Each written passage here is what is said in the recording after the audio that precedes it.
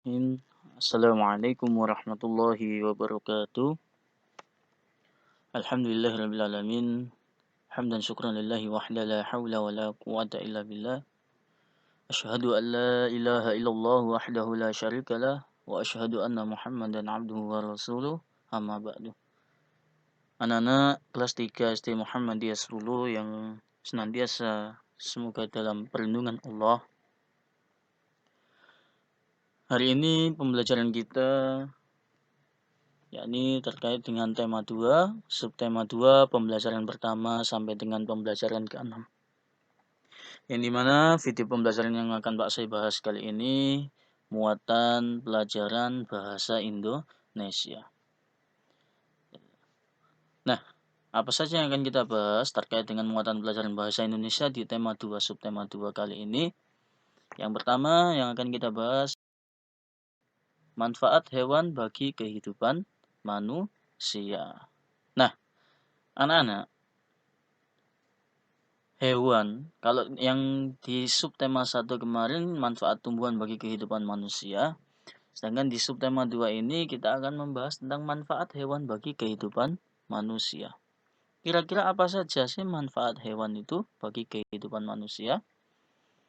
Nah, di antaranya manfaat hewan bagi kehidupan manusia di antaranya yang pertama sebagai sumber bahan pangan. Ya. Jadi sebagai sumber bahan pangan, contohnya apa? Sapi. Dia kan menjadi apa? Bahan yang untuk kita makan. Lalu ada sumber bahan sandang atau pakaian. Contohnya domba atau biri-biri. Kemudian untuk obat-obatan, contohnya cacing. Ya, biasanya yang buat sakit tipes. Lalu hewan dapat diambil tenaganya, contohnya kerbau. Ada bahan sebagai manfaatnya untuk bahan membuat kerajinan. Seperti kulit buaya yang biasanya dipakai untuk seperti tas, dompet, ya, jaket, biasanya juga ada. Nah, mari kita akan bahas tentang manfaat-manfaat hewan bagi kehidupan manusia secara lebih lengkapnya. Oke. Sebagai sumber bahan pangan, maksudnya bagaimana hewan bermanfaat bagi manusia itu sebagai sumber bahan pangan. Jadi manusia itu kan harus makan untuk bertahan hidup. Salah satu bahan pangan tersebut diperoleh dari hewan. Beberapa bagian-bagian tubuh hewan yang sering digunakan sebagai sumber bahan pangan diantaranya adalah seperti daging dan telur. Jadi umumnya itu daging dan telur, ya kan? Coba seperti daging sapi, daging kambing, telur ayam, telur puyuh, telur itik, dan lain sebagainya yang tidak bisa Pak saya sebutkan satu persatu di sini. Jadi sebagian besar hewan itu yang kita manfaatkan sebagai bahan pangan adalah daging dan telurnya. Yang kedua, sebagai penghasil bahan sandang atau sebagai sumber bahan sandang. Sandang atau pakaian merupakan salah satu kebutuhan pokok bagi manusia. Ada yang tidak butuh dengan baju, pakaian? Tentu tidak ada. Ya, sebagian bahan sandang yang dipakai oleh manusia itu berasal dari hewan. Walaupun ada juga yang berasal dari tumbuhan. Bahkan kebanyakan pakaian yang berasal dari bahan baku hewan akan memiliki harga yang lebih mahal dibandingkan dengan pakaian yang berbahan baku dari tumbuhan. Seperti apa contohnya pakaian yang berbahan dasar dari hewan? Contoh pakaian dari bahan wool yang berasal dari bulu biri-biri atau domba. Bahan pakaian sutra berasal dari ulat sutra. Kulit hewan seperti kulit domba sering dijadikan sebagai bahan baku untuk membuat jaket. Ya, itu diantara contoh-contoh bukti bahwa hewan dapat kita manfaatkan sebagai sumber bahan sandang atau pakaian.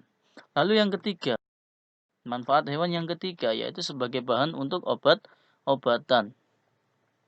Ya. Penyakit seringkali menjadi salah satu bagian dari kehidupan manusia. Ya kan? Kalau manusia sakit, dia akan mengupayakan berbagai hal untuk menyembuhkan penyakitnya. Salah satunya adalah mengkonsumsi obat agar penyakitnya bisa sembuh. Salah satu bahan baku yang digunakan untuk membuat obat-obatan tersebut adalah hewan. Ya, seperti halnya yang tadi Pak saya sebutkan. Ya. Jadi beberapa jenis ular sering diambil bisanya untuk bahan pangan, bahan pengobatan. Kemudian ada cacing tanah yang sering digunakan untuk obat penyakit tipes. Ini yang paling sering sekali kalian coba tanyakan kepada orang tua kalian. Mama, obat penyakit tipes biasanya yang dari hewan apa? Pasti orang-orang tua kita akan menjawabnya dengan cacing tanah. Ya, siput laut atau timun laut sering diambil ekstraknya untuk pengobatan penyakit diabetes. Minyak ikan juga sering digunakan untuk bahan tambahan nutrisi untuk meningkatkan perkembangan otak anak. Ya, itu di antara bukti bahwa hewan dapat kita manfaatkan sebagai obat-obatan. Selanjutnya, manfaat hewan yang lainnya adalah untuk diambil tenaganya. Ya. Manusia sering memanfaatkan hewan untuk diambil tenaganya. Dalam hal ini, hewan sering dianggap sebagai hewan pekerja.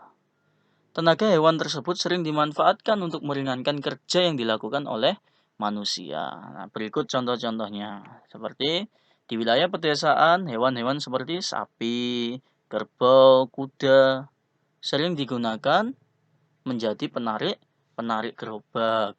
Kemudian dalam sistem transportasi, ya ini sering kita jumpai, kuda sering digunakan untuk menarik andong.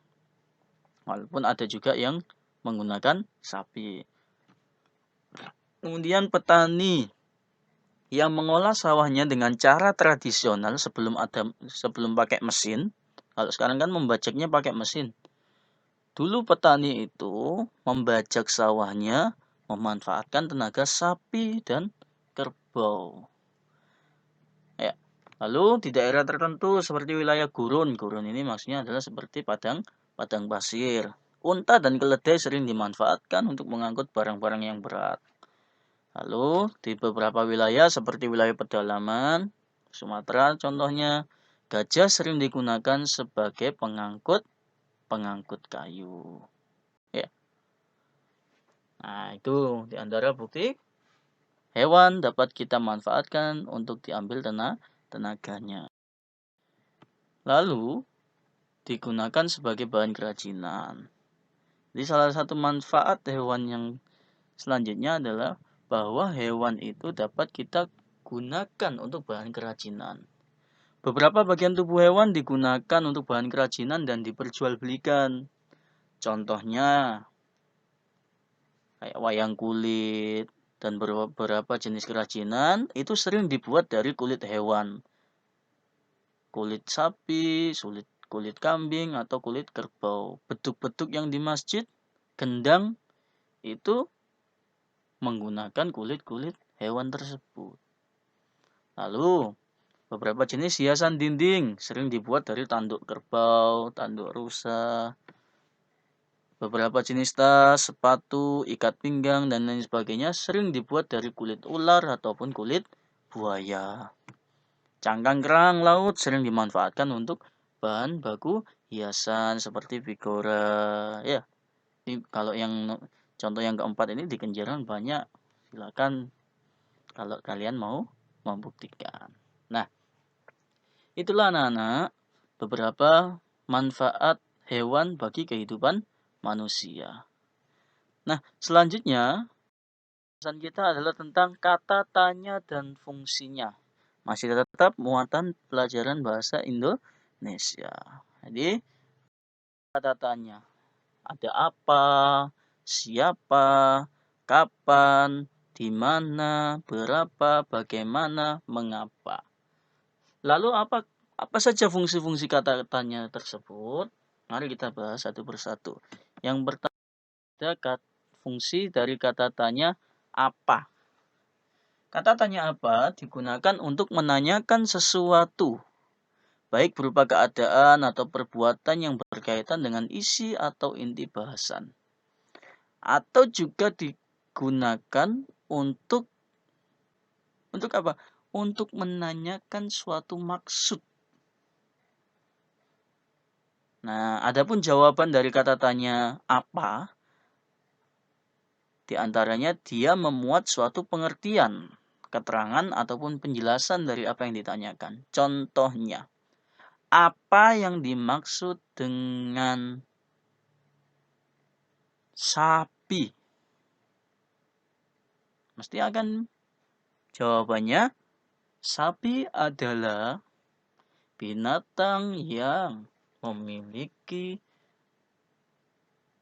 4 kaki, berkembang biaknya dengan melahirkan, dan lain sebagainya. Contohnya seperti itu. Ya.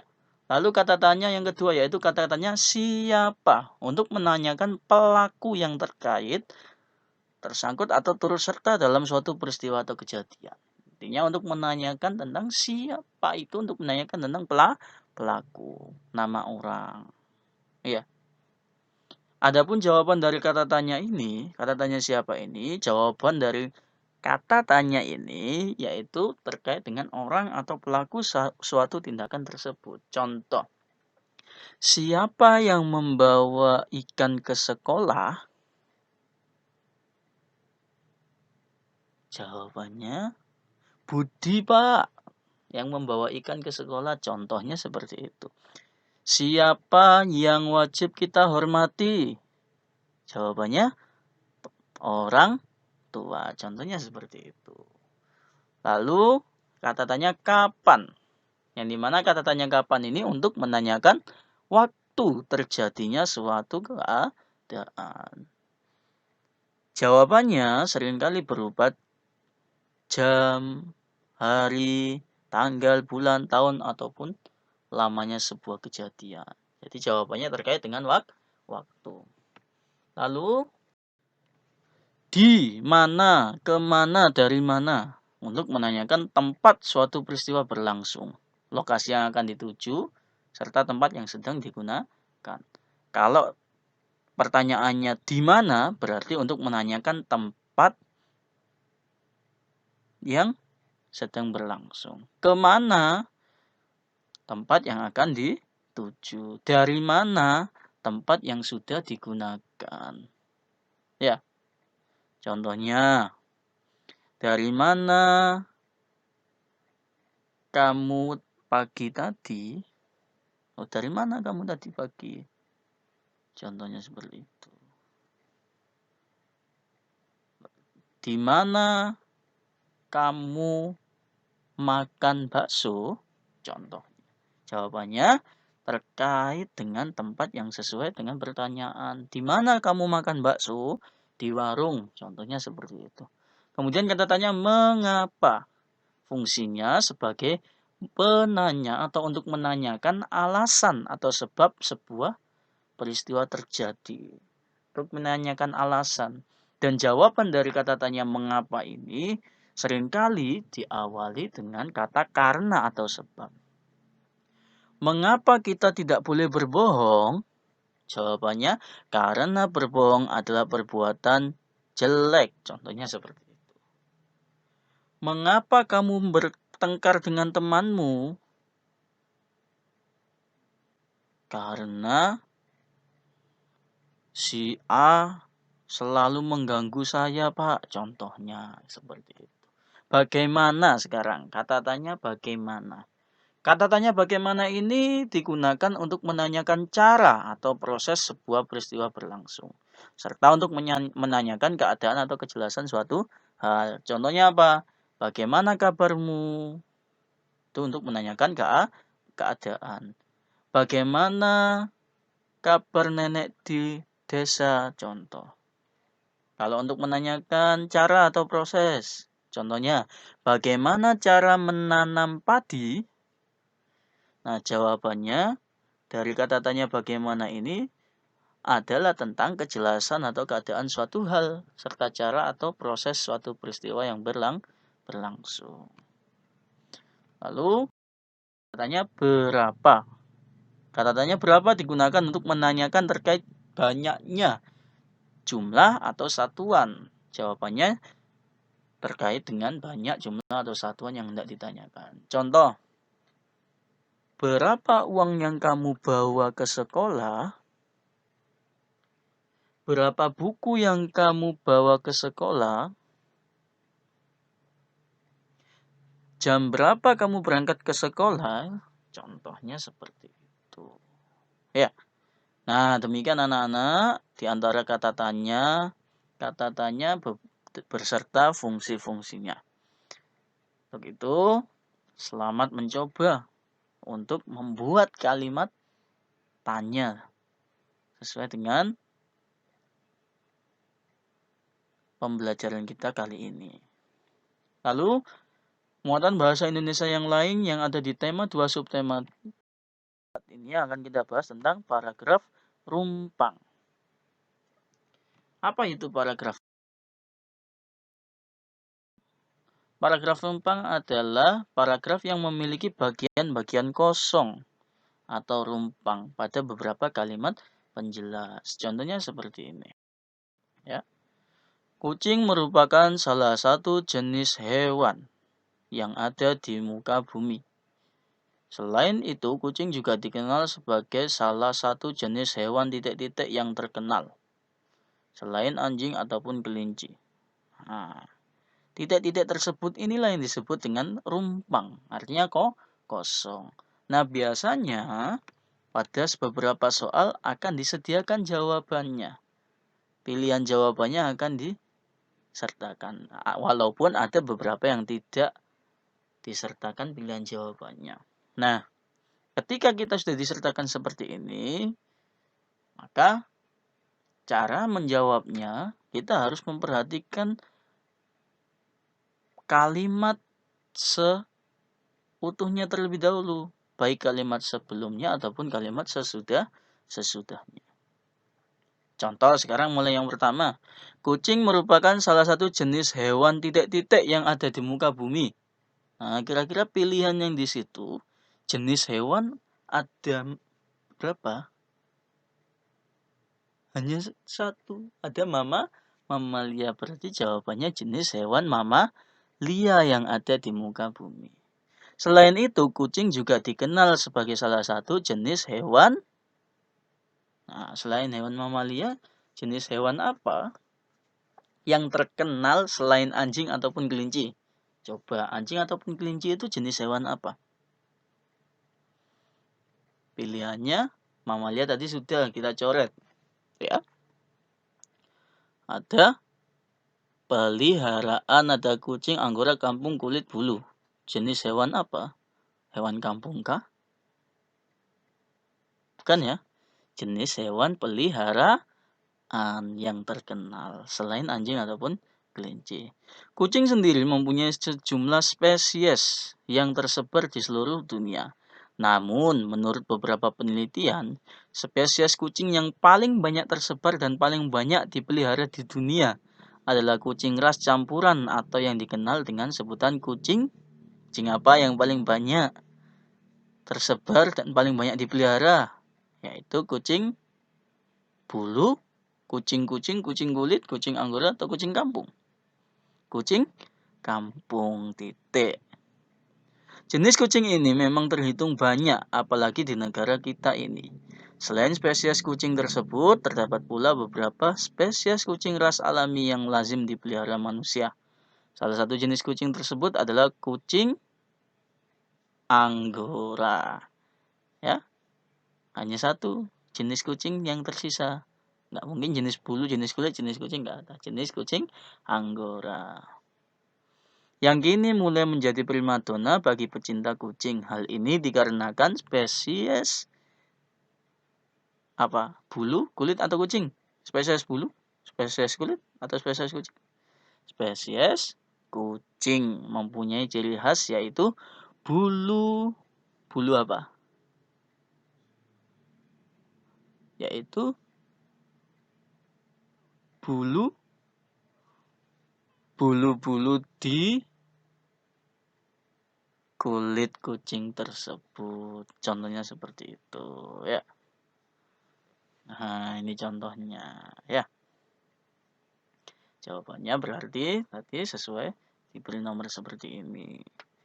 Nah, demikian pembelajaran dari Pak Se. Semoga yang sedikit itu dapat bermanfaat. Bila ada yang kurang jelas, bisa ditanyakan kepada Pak Se melalui WA pribadi kepada Pak Se. Jikalau ada pertanyaan ataupun kesulitan, jangan sampai malu-malu untuk bertanya.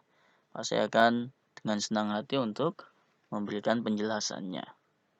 Demikian anak-anak, semoga bermanfaat. Selamat belajar. Untuk tugas-tugasnya nanti akan diinfokan oleh guru kelas masing-masing. Terima kasih. Billahi fisabilil haq, fastabiqul khairat. Tetap jaga kesehatan dan tetap laksanakan kewajiban kita sebagai seorang mukmin, yaitu beribadah dan belajar. Wassalamualaikum warahmatullahi wabarakatuh.